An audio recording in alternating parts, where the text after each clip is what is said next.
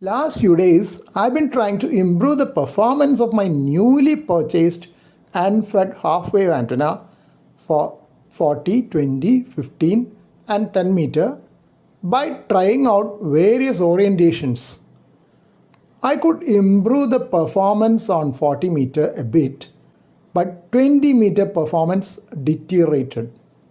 In between, I could hear a few stations very strong on 10 meter and the band noise was much slower than on other bands in my region. I could also have one DX and a couple of VU contacts from regions on which I have not been successful on other bands. This made me think of a half-wave dipole antenna for 10 meter or 28 MHz band. Another reason was that I have homebrewed dipoles several times in the past and deployed them well as they are quite simple. First, I tried folding and twisting back the existing 20 meter dipole so that each side would measure 2.5 meter. But it did not tune at all on 10 meter with high SWR popping up in the radio.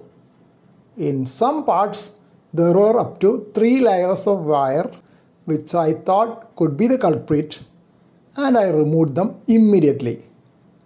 This led to only a small area of folding and twisting back as is standard practice for potential tuning in case VSWR is not favorable. In the new format, though VSWR ranged from 3.0 to 1.0 across the 10 meter band, it could be tuned using built-in automatic antenna tuner of the radio to near 1:1. Then I heard a CQ 10 meter call from DKAWG, and to my pleasant surprise, I could get an immediate reply and a 3-minute contact followed. It was a solid 7,376.3 km, 320.8 degrees northwest on short path as seen on qrz.com. It was at 17:35 local time, IST, UTC plus 5:30. That was my first ever contact from Germany on SSB. Of course, he was using a multi-element beam antenna. I was still copying him loud and clear after 30 minutes, and he was working stations from EU as well as Asia. Now I have to think of adding a 1:1 current balance which I had purchased recently for dipole antenna experiments. Currently, the cut end of my RG213 cable, which I am using for 10 meter antenna, is not having a PL259 connector. I have ordered one online, and once it arrives, I'll connect the balance and recheck before tuning the antenna further. It was a 30 meter long RG213 cable pre-crimped with PL259 connectors at both ends. Now it has the antenna and bare after cutting into two and just twisted onto the antenna elements as an initial prototype.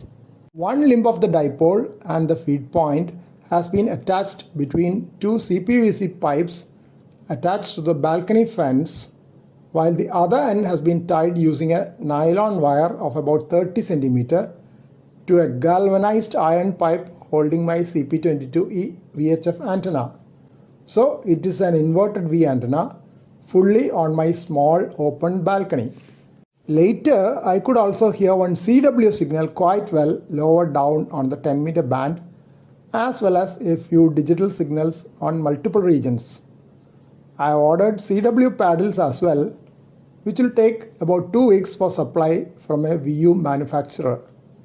When I get it, I plan to relearn CW and use the paddles for the first time. Earlier in my ham life, I used to work a lot of DX on CW with a straight key and my homebrew vacuum tube radio on 40 meter. While the basic noise level on all other bands in this region is 5 and 9, it is only 5 and 3 on 10 meter, which gives me some hope as long as the peak of solar cycle 25 lasts.